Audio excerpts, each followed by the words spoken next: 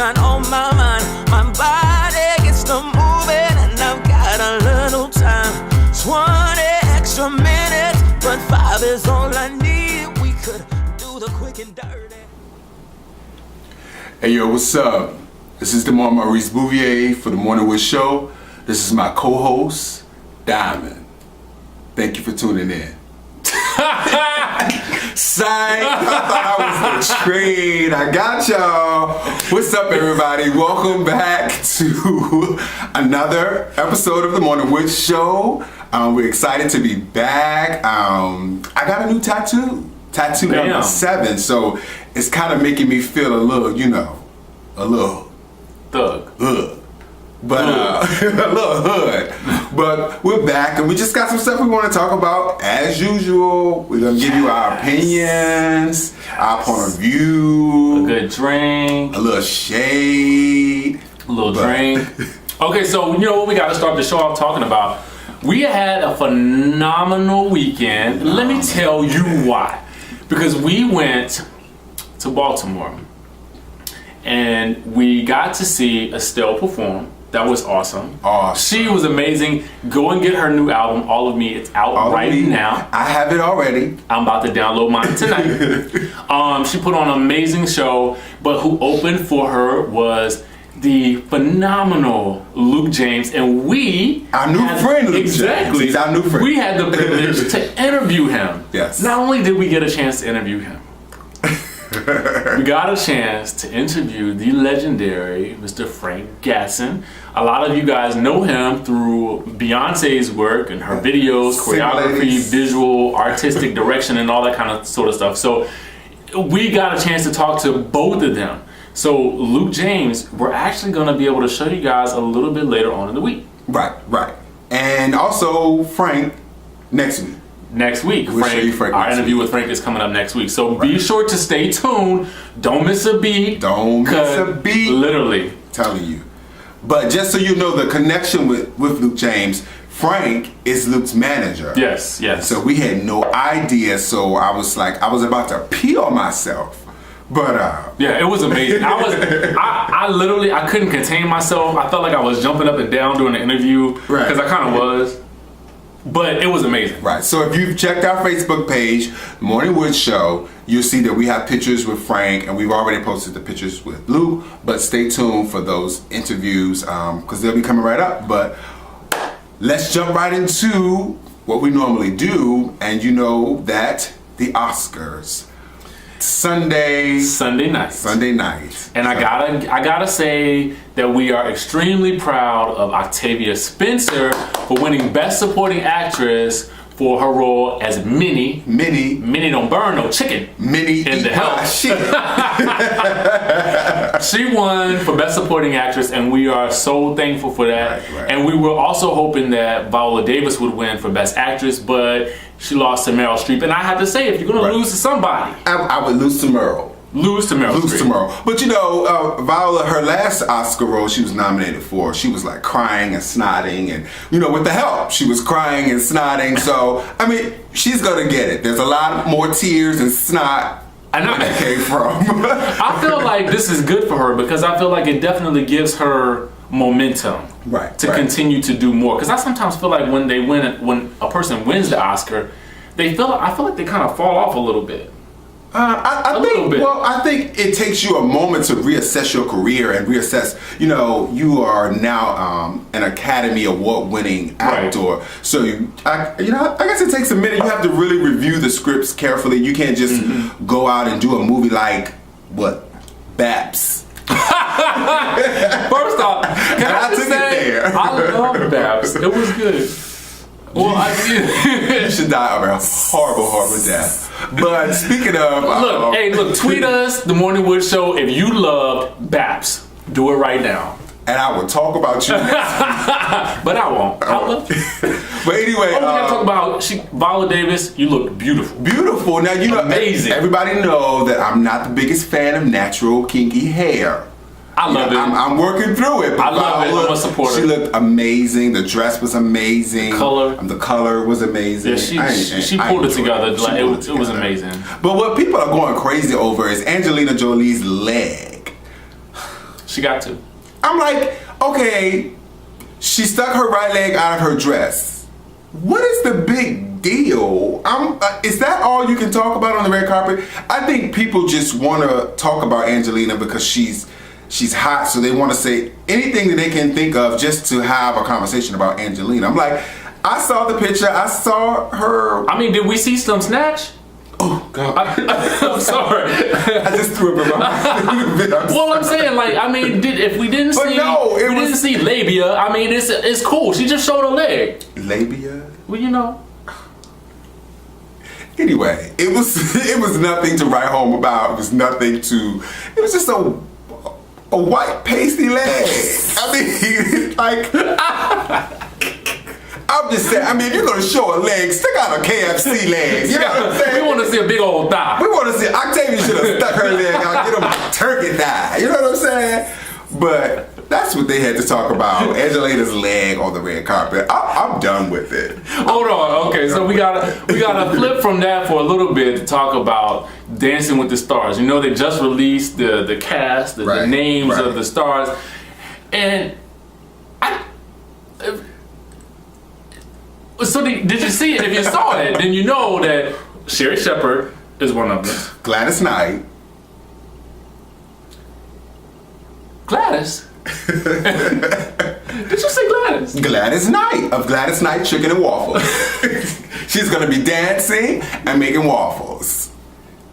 I mean, I think it's a great idea. What would Patty do? That's what I got to say. What would Patty do? Come on now. Can you imagine Patty singing and dancing? I could imagine her judging, being a guest judge. But I guess I just feel like it's Gladys Knight. I mean, I don't know. I mean, I support the show. But it just seems real odd to me that Gladys Knight is going to be up there, you know, doo-wopping and popping. Okay. Maybe the Pips will be singing while she's dancing.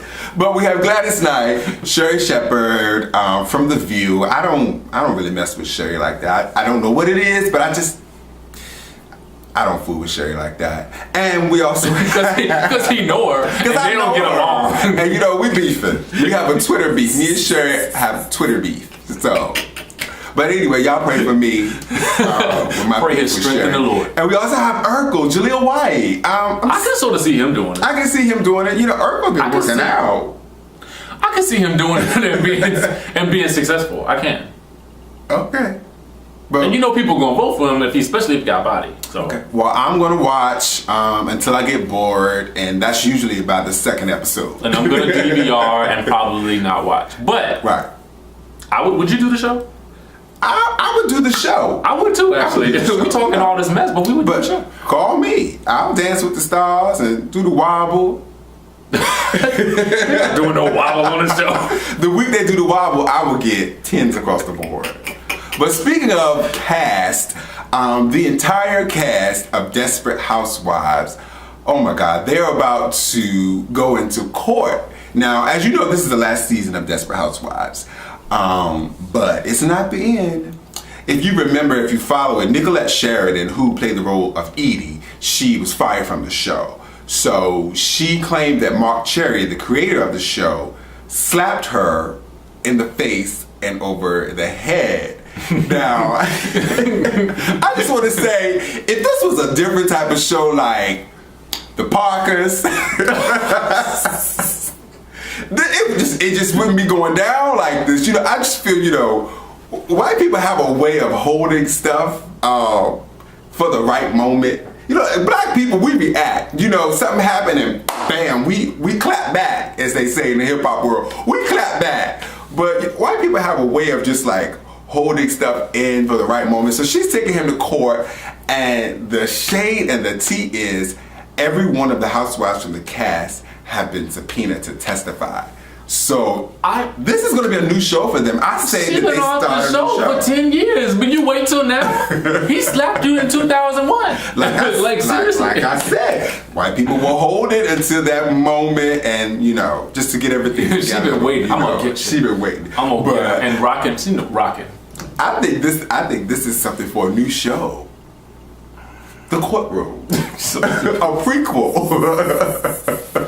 But anyway, since we're in the courtroom, media takeout, which is a site that really gives me gas. They just give me gas. But they do. I smell the beef coming already. Fine. Twitter beef, media takeout. Y'all You're beefing with everybody. I beef with everybody. They're reporting that Chris Brown may be going back to jail. He may be charged with a snatch and grab or something. Allegedly, he took some girl's cell phone and she called the police. I don't know. She was taking a picture. She was doing something probably that she shouldn't have been doing. I just feel like Chris Brown, we love you. We are Team Breezy. We are from VA. Just chill out a little bit, because everybody is. I was about to say that because I feel like you were about to go. I thought you were going to give him a pass. Now I wasn't there. I don't know what happened. Right. But I just sometimes feels like he just needs to stop reacting to stuff. Right. Just chill. You know. We want to support him. We love everybody from VA. We love Missy. We love Timberland. We love Chris. We love Trey Songz. We love even Rage. What her name? Rage. Who? I rock rough and tough with my Afro. She's from your area. That's his cousin. That is not my cousin. I don't even know her. Whatever. We love everybody from Virginia. Right. But back to Chris. Just chill out. You're successful. I mean, it's within your reach. People love you. You have fans that love you. Just chill out. Just chill out. We waiting on the album. Right. Stop. Just stop. But so next news item. This is a little bit serious. It's a little bit serious. It's still domestic, and we're gonna try to talk about this without being shady. Because it's kind of easy to be. I don't really quite understand it, so I'm hoping that you will be able to fully explain it to me. Okay, so that when I give shade, it's unintentional. It's unintentional, and when I give shade, just forgive me. I don't really mean it.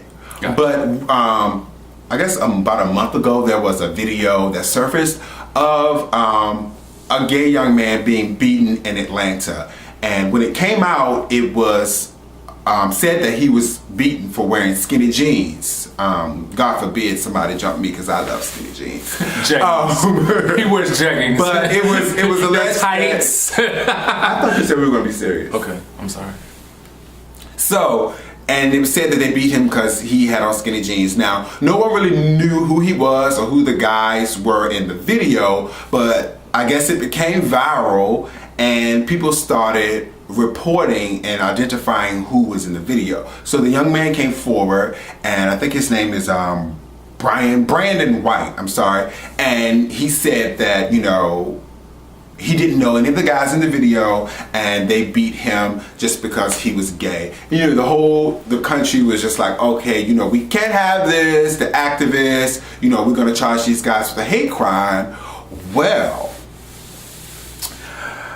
now it is being reported that this all started because allegedly there's a video on Brandon's phone of a couple of the guys having DL sex, and I don't know what DL sex is, but they were having sex, and I don't know if it was with Brandon or with one of Brandon's friends, but apparently he was taunting them, saying that he was going to expose them. Now, I don't know if any of this is true. This is what allegedly reported, and it will come out in court, and until I view the video, morningwood202@gmail.com, then I can tell you all for sure what went down. But I just think that if this is true, we gotta pull it together, because if we want people to be sensitive to our issues and sensitive to harassment and things like that, you have to be honest and you have to tell exactly what happened. And some people are saying that it still should be a hate crime, but I personally don't think that it still should be a hate crime, because he knew them. So it wasn't a random beating because you were gay. They were beating him allegedly because of something that he was doing to them. So, but that's why it's in court, and everything will come out. Would he be charged with blackmail at that point? I don't know if he would be charged with blackmail, because I'm no attorney. Right. But the thing about it, and another thing on the flip side, is a group in Atlanta called Change Atlanta. I mean, they are hot. They are heated. They're like, we've been duped. We've been bamboozled. We've been run amok. And I'm just like, okay, stop being a drama queen. All pun intended. Calm down, you know, because at the end of the day, whether you like it or not, he's in our community, and you may not consider them in our community because of what they did to him, but they're in our community.